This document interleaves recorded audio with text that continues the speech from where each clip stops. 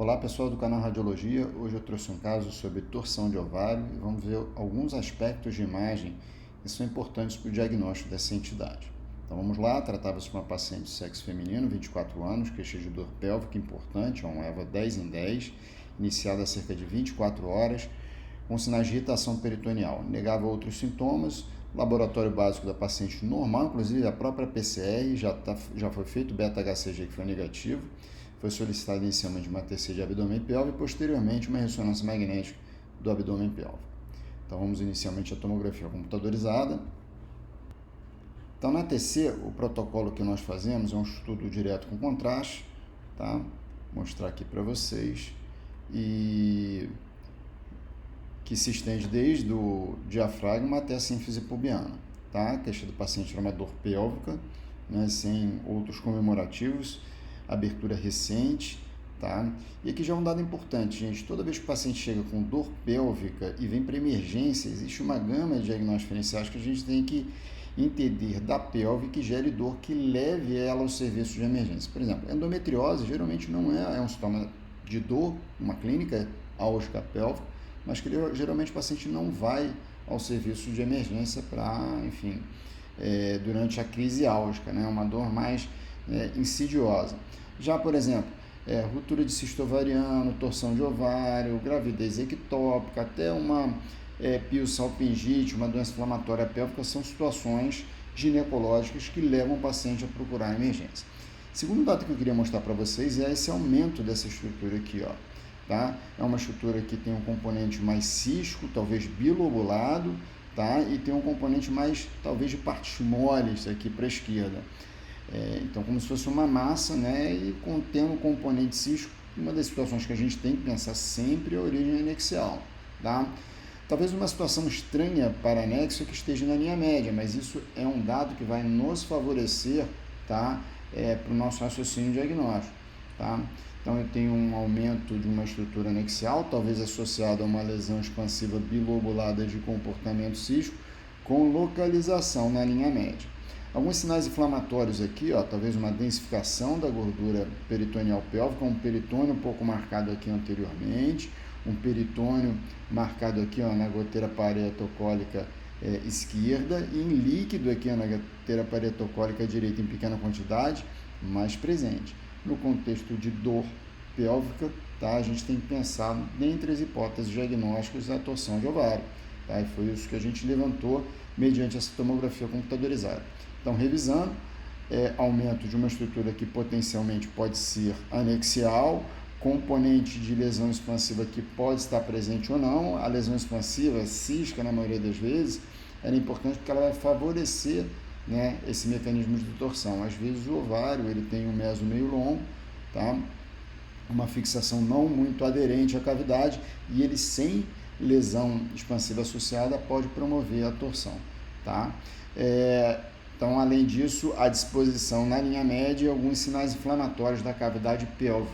Isso nos levou a pensar na possibilidade de torção. Então, vamos voltar ao caso.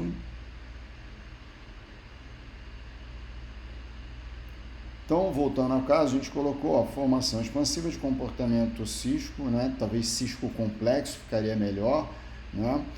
Medindo cerca de tanto, o componente cístico dela ficava à direita, tá? Tinha um aspecto bilobulado de paredes regulares, tá? Havia infiltração líquida ao redor, que se estendia até a goteira paretocólica direita, que eu mostrei para vocês, o espessamento peritoneal à esquerda, que a gente também citou, e a gente questionou torção ovariana, tá? E indicamos a complementação com ressonância magnética da pelve. Como a gente considerou que era uma lesão grande, às vezes o ultrassom transvaginal tem dificuldade de avaliar esse tipo de lesão, né? Você tem que fazer uma combinação transvaginal e pelve, né? E a gente tem uma disponibilidade razoável de fazer ressonância magnética, inclusive horários de plantão, então a gente sugeriu a ressonância magnética. Então vou mostrar a ressonância magnética para vocês agora. Então vamos voltar à apresentação, tá? E aqui, ó, tá a ressonância magnética. Eu vou começar iniciando mostrando a ponderação T2 no plano axial, tá? Então, no plano axial, observe que eu tenho líquido na cavidade, tá? Então, a gente tem aquela estrutura, depois eu vou dedicadamente estudar aquela estrutura e cada componente dela, mas um dado que eu queria mostrar para vocês aqui, ó, eu vejo um anexo direito, portanto, isso aqui, ó, me caracteriza como um anexo esquerdo de disposição na linha média. Isso é muito importante para o raciocínio da torção ovariana, tá bom? Repara que esse anexo que está de volume aumentado na linha média, ele tem talvez 3 componentes distintos. Um componente cisco bilobulado, tá? Repara que tem um componente aqui e outro componente aqui. Parede um pouquinho espessa e irregular, conteúdo relativamente homogêneo, porém formando um nível, tá vendo? Tem um nível cuja área de depósito ele tem um sinal meio encurtado em T2, tá? Tem um componente aqui meio intermediário, que esse que eu acho que é o próprio anexo. O que chama atenção, gente? Os folículos dispostos na periferia e uma área central marcadamente hiperintensa, sugerindo o edema do estroma ovariano. Isso é muito importante para o diagnóstico da torção, com folículos distribuídos na periferia. E aqui, ó, seria a tuba junto com estruturas vasculares, né, caracterizando o mecanismo de torção. Olha como parece ter um twist aqui, ó, um twist desse pedículo, tá? Então, esse pedículo, repare que ele sai mais ou menos da região cornual, onde sai a trompa e estruturas vasculares, né? Então, aqui dentro eu teria a trompa com bastante edema no mecanismo de torção, que também compromete a região de estroma e folículos do anexo e a lesão cística bilobulada anexial, ok? Tá? Tem esse aspecto bem característico, né, de ovário com torção. No plano coronal, a ideia dele estar na linha média ainda se mantém. Aqui a gente tem um aspecto bem bilobulado, né? A gente consegue ver as duas lobulações da imagem cística. Aqui o meu estroma ovariano de novo, alguns folículos na periferia, e o aspecto da minha tuba, tá? Talvez aqui, ó, de novo com aspecto de torção, né? Se a gente vai lá desde, ó, da região fundo cornual esquerda, desculpem, fundo cornual esquerda, ó a ideia de torção aqui, ó, desse pedículo, ok? O plano sagital acho que é bem legal para mostrar a disposição de linha média, tá? Ó, cicatriz umbilical aqui, ó, estou na disposição da linha média para mostrar o nível líquido da minha lesão, ok? Tá? Vamos observar também a ponderação e difusão, tá? Vou botar ponderação e difusão, vou deixar um T2 aqui, tá? Vou botar ponderação e difusão e vamos ver o mapa, né? O mapa de ADC para a gente estudar direitinho. Então, quando a gente observa o nível da tuba, a tuba parece ter componentes de difusão restrita, tá vendo? Sinal bem elevado na ponderação em difusão no morrola de B e baixo sinal no mapa de ADC, tá? Corresponde à região da tuba aqui, tá? A região do estroma ovariano, tá? Ela tem uma difusão talvez até um pouquinho facilitada, né? Eu vou entrar aqui, ó, no morrola de B, que fugiu de mim, tá? E as minhas imagens císticas, elas não apresentam difusão restrita, tá?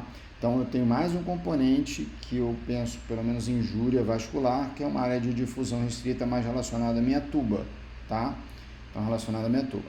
E, para finalizar, vamos ver o estudo após contraste. Então, vamos botar primeiro para vocês aqui, ó, a fase sem contraste, né?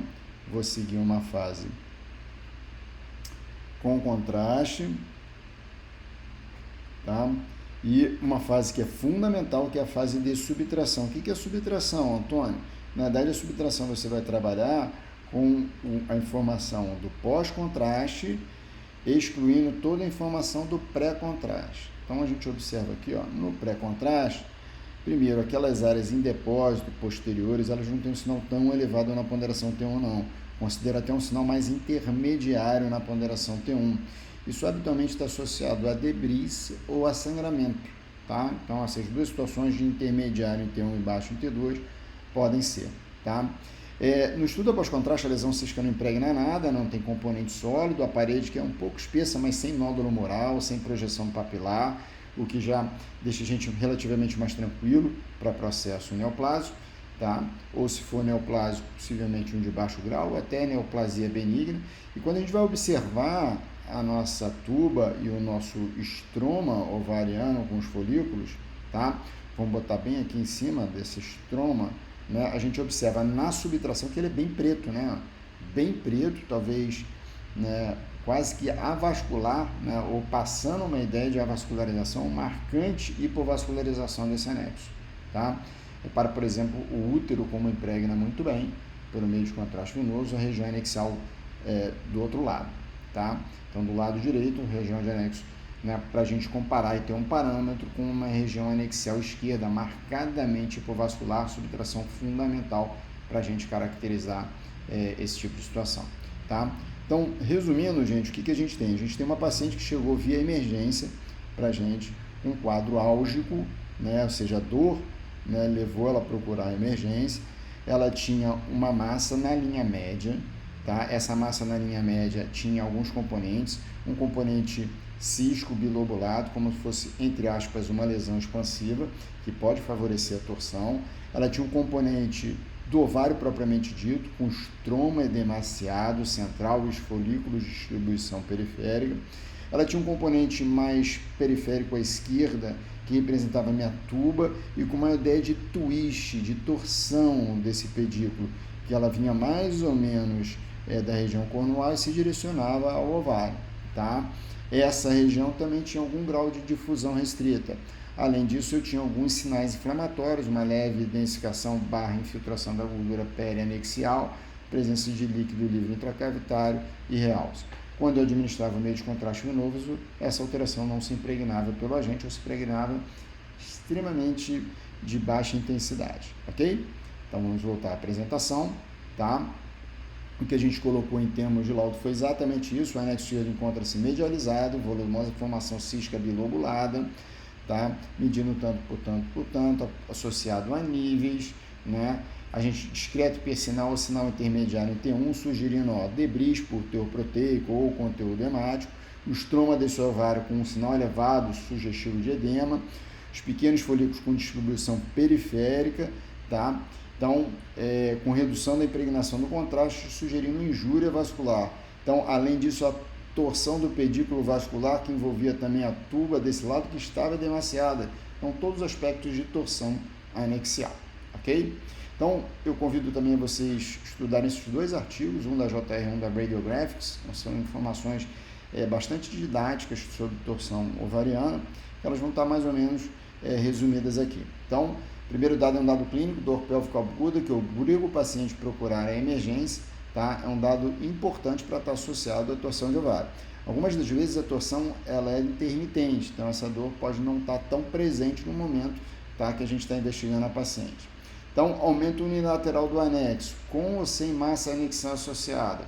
Massa mais comumente associada é o corpo lúteo e o cisto dermoide, tá? O corpo lúteo é uma situação fisiológica, cisto dermoide é uma situação patológica. O útero está desviado para o lado do anexo torcido, não raro de forma medial, ou seja, na linha média, os folículos periféricos e o estroma ovariano pelo edema com hipersinal na ponderação T2, tá? A visualização do pedículo torcido, ela não é tão frequente. A ATC ela só ocorre em 1/3 das vezes, tá? O contraste pode auxiliar e a habilidade multiplanar dos métodos também facilita a gente ver essa torção. Sangramento subagudo, tá? Que pode ter variações de sinal na ressonância, geralmente uma densidade mais elevada. O sangramento pode ou não estar presente, tá? E realce anômalo anexial, geralmente variando de avascularização a marcada hipovascularização, ok? Tá? Diagnósticos iniciais são situações álgicas do abdômen. Então, vamos lá.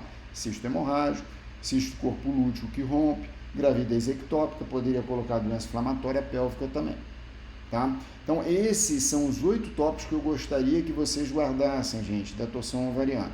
Então, o paciente chega com dor pélvica, ele vai à emergência com esse queixa clínica, tem um aumento anexial com ou sem lesão expansiva associada, no nosso caso tinha lesão expansiva cística associada, tá? O anexo está deslocado para a linha média, esse anexo está medializado, sangramento ovariano que pode estar presente, existem algumas formas de sangramento pela ressonância, geralmente sinal intermediário alto em T1, com sinal baixo ou elevado em T2, folículos de distribuição periférica, né, e a região central com bastante edema do estroma, torção do pedículo, que pode ser observado com habilidade multiplanar e, por fim, hipovascularização e vascularização do anexo.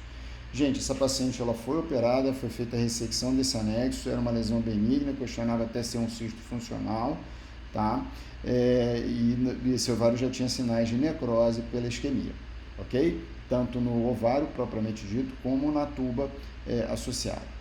Bom, Espero que tenha sido útil e um abraço a todos.